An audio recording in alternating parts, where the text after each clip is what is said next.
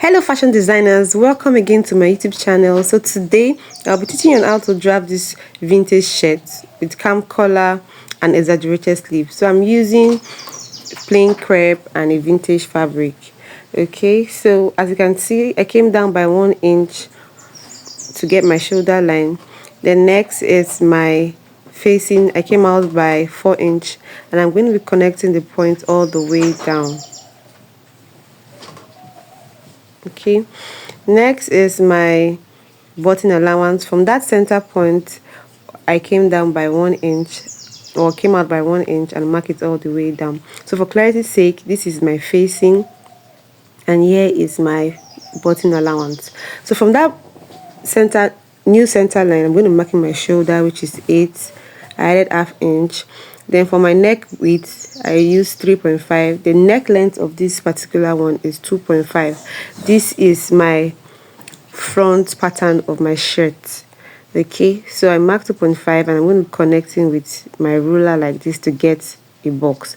Then I'll use my ankle curve to get my round neck. Then from that my shoulder line, I'm going to be marking 1 inch and connecting it back to my neck line like this. So next up, from that my 1 inch I came down, I'm going to be marking my armhole line, which is 8 inches, and on that 8 inches I'm going to be marking my shoulder measurement to get my straight line like this. Then thereafter I'm going to be extending my line. Then to achieve my midpoint for my armhole, I'm going to be dividing it like this into 2 and marking my midpoint. Okay, on that midpoint you go in by 0.5 for the front pattern of this shirt. Okay, then I'm going to be marking my bust measurement divided by 4. Then I'll add 1.5 inches for seam allowance. Then connect these 3 points together. Then next I'm going to be going up again to mark my shoulder to bust, my shoulder to bust on the other side, shoulder to waist, and shoulder to my top length. Then I'm going to be connecting all points together. Now for this shirt, I'm using 1.5 inches as seam allowance. What I'll do is to sew 1 inch or sew the ½ inch. If I sew the ½ inch, I'm going to be having 1 inch remaining for ease. Then if I'm sewing 1 inch, I'm going to be having ½ inch remaining for ease. So you can choose whatever you like. Okay, go ahead now and connect all points together. That's for the bust, then this is for the waist, and that will be for the top of this dress. So whatever we marked on the bust measurement, that's what we're going to mark on the the blouse length. But if your hip is wider than your bust, you use your hip divided by 4, then connect it. Please don't forget to add your 1 inch or 1.5 inch allowance. I forgot to add mine, so I'm going to be adding it back. Then connect it back to the bust point, and here you have it. So I'm going to be drafting both the back and the front on this same pattern. So this is my buttonhole. I'm going to fold it in order to achieve my back pattern. I'm going to alter the neck. I'm using 1 inch for neck length for the back pattern. So I'm going to be crossing or joining points together. Then use my armhole curve to get my round neck. Then for the armhole area, I'm going to be coming in by 0.5. Remember that for the front I did 0.75, so for the back is 0.5. Okay, I'll connect the same way I connected for the front pattern. Right, so I'll go ahead now and cut out. So you should be mindful of where I'm cutting the back of this particular shirt. So this is my fabric. It's a crepe fabric and I'm using about 1.5 yards, but it's depending on the size of your client or the person using it. So I'm going to go ahead now to pin, then I'll go ahead now to cut out. So in some cases, or most often, you're supposed to add ½ inch on your armhole, your shoulder, and your neck line. Okay, so this is I'm going to be altering the front now, the back pattern, so I can have my front pattern. Okay, so I've altered the neck and the armhole line, so I'm placing it opened like this. So I'll go ahead and cut out. If you look very well, I'm cutting just one piece because I want to have a different material on the other side. So if you are using same material, you can cut two together. So I'm going to be placing the vintage material or the sample material on the table, then put my plain fabric on top, then pin it together. Now pinning is necessary because it holds the fabric together. Okay, after pinning, I'm going to go ahead and cut out the fabric. So when you're done cutting, I'm going to be showing you what it looks like already. So be mindful of your cutting so you don't make mistakes. So this is what it looks like. I'm going to be placing my pattern over it so I can notch where I want, or where my facing stops and where my buttonhole is stopping. This is important because you know where to fold or stop your folding and the rest. So this is what you have. I'm notching on the top part of this vintage top and the down part of this top. So this is what it looks like when I'm going to be folding it in. So next I'm going to be cutting this sleeve. It came down by 1 inch. I connect with my point, my ruler. Okay, then I'm going to be going down by the sleeve length. My sleeve length is about 29, 28. Okay, so sorry it's not showing, but just follow closely. I'm going to be joining or connecting the point together on my ruler. Then I'll be adjusting the camera so that you see what I've cut out. Okay, I've cut out, and this is what the end looks like of the sleeve. All right, so from that my starting point, I'm going to be marking my cap height. The cap height for this dress is about 5 inches. I'm going to be marking on the other end 5 inches. Then I'll connect with my ruler.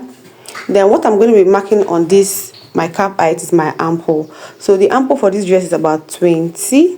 So 20 divided by 2 is 10, and I'm going to be marking my excess of about 4 inch. So you can do you. If you want more pleats, you can do you. So I just drew a slight curve, because I'm going to be pleating it. So I just did a slight curve, right? You see the way I'm drafting mine.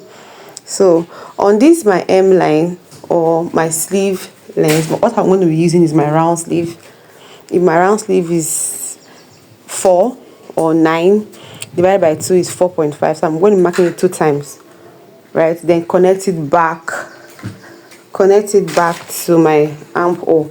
But in the case where you want it to be full, like extremely full, you whatever you mark on your cap height or your armhole line, that's what you're going to be marking on the M area of this sleeve. Okay, so I'm marking mine as 14, and I'm going to be connecting it all the way to have my straight line. So I'm going to go ahead now to cut out, and this is what the sleeve looks like. So I'm going to be cutting one more of this sleeve so that it will be 2, right? I went ahead now to iron on the facing side of this dress, and this is what it looks like. Okay, then I'm going to go ahead now to cut out the excess from the neck region area.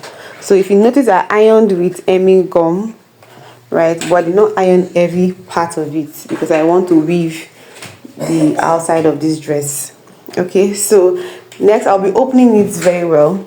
That place where it's folded, I'm going to be folding it back inside. Then I'm going to be sewing on it like 0.25, like the smallest inch. Okay, and when I'm done sewing, I'm going to bring the front of the shirt, the right side facing right side, and I'm going to stitch the neck, the shoulder of this particular shirt. The same thing you do for the other side. Okay, then this is the sleeve. I'll go ahead now to hem the sleeve. I'm using 0.5 inches elastic, so what I'm going to be folding is about 0.5 after I'm done folding entirely. Okay, now I'm done, so I will go ahead now to press on it, so I will have a neat edge. Okay, this is what it looks like. Then when I'm done sewing, this is what it's going to look like. Okay, then next I'm going to verify if it's okay. Right, it's very okay, it's very okay, it's very okay. So next I'm going to be marking out where I want my notch collar to stop, but that isn't the case. I'm done sewing this sleeve. I want you to see what the sleeve looks like. So when I'm explaining how I want to pleat and how the sleeve will come out, this is what it should look like. So when I'm done sewing, I'm going to pleat the mid part of this sleeve. As you are seeing, I pleated about 14, like I counted the pleating, that's right. Then for the elastic, I used 0.5 inches elastic. So I'm going to go ahead now to fix my elastic on the end part of this sleeve. I'm going to fix it until I know the elastic is free enough and it's not too tight, right? Then I would bring both ends together and stitch by 1 inch or half an inch. Right, as you can see, I stitched by half an inch all the way down. Right, so I'm done stitching and that's what it looks like. I stopped at I didn't complete it so that I can be able to pleat very well. So this is the midpoint and this is the right side. So I'm going to put in the right side at the midpoint of the shoulder. Then that is where my pleating is actually going to start from. So go ahead and pleat gently. So you can pleat, you can count your pleating, you can pleat until it gets to the end, depending on your sleeve, if there's still much allowance. So as you can see, I'm just trying to pleat and pleat and pleat till I get to the end of this place. So we are almost done.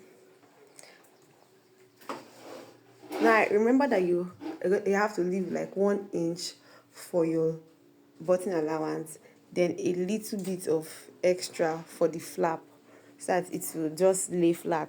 If you want it small, you can do 1 inch or 1.25 inches or say 2 inches. Okay, so I'm going out to mark out where I want my collar to stop. All right, as you can see. So next is I'm going to, from that one end I marked, I'm going to measure all the way around where I want my collar to stop. Okay, I've done that, and whatever I have, I'm going to be implementing it on the collar part. So this is my pattern paper. I've already cut out. It's on fold, so I'm going to be marking out. I think the collar is 18, so divided by 2 is 9. That is the entire collar is 18. Divided by 2 is 9. So I'm going to be marking 9 all the way like this from the center back, and I'm going to be connecting with it my line or my ruler. Next is I'm going to be marking the width or the length of this collar. So I'm marking 2.5. So when I'm done sewing, we're at about 2 inches. So you can mark depending on what you want, depending on the width, or sorry, the length of the collar you want. Okay, so I'm done, and I'm going to be going up by 0.5 on that center back like this, and I'll connect it to meet with the center front of this collar like this. Okay, that's it basically. Then when you're done, the other part of this place, that's the center back and this is center front. So the upper part of the center front, I'm going to be extending it by 1 inch. You can do ½ inch. You can also not extend, you can just use it like this, right? You can just actually cut out like this without extending. So I extended by 1 inch and connected it back again, and just connect the straight line all the way. Okay, so I'm going to go ahead now to mark out. So when you're done, you want to apply it, you mark out your 1/2 inch all the way around. All right, so I'm going to be showing you what it looks like when I'm done cutting and adding my half inch all the way around my collar. All right, so this is what it looks like. So I'm going to be going ahead now to iron my hair stay on it, so it just looks firm. I'm done ironing my hair stay on it, and I'm just going to go ahead now to sew 1/2 inch all the way around. Okay, then when I'm done folding, I'm going to go ahead now to notch the midpoint of this vintage shirt. When I'm done notching, I'm going to go ahead now to my collar. As you can see, I folded my collar by 1/2 inch because I want to sew a one-way collar. So I'll bring the midpoint of my collar and the midpoint of my shirt, bring them together, pin it all the way, pin. I'll pin that midpoint, then pin until I get to the part where I want the collar to stop. Okay, so I want my collar to stop at certain points, so I'm just going to be pinning until I get to that point. All right, so if you notice that your collar is too close, like it's too close, you can reduce. If you notice that your collar is too close or not at the place you want it to be. All right, so I'm done pinning, and this is what it looks like. So I'm going to go ahead now to sew on it and ensure that everything is inside the collar. Right, I'm done, and I'm done sewing, and this is what it looks like right here. I'm done sewing. It looks so beautiful, isn't it? So for the sake of this tutorial, I'm using a slit by the side, so I didn't sew the entire way down. I opened, then I'm going to be folding the hem of this sleeve like the way you're seeing it right now on your screen.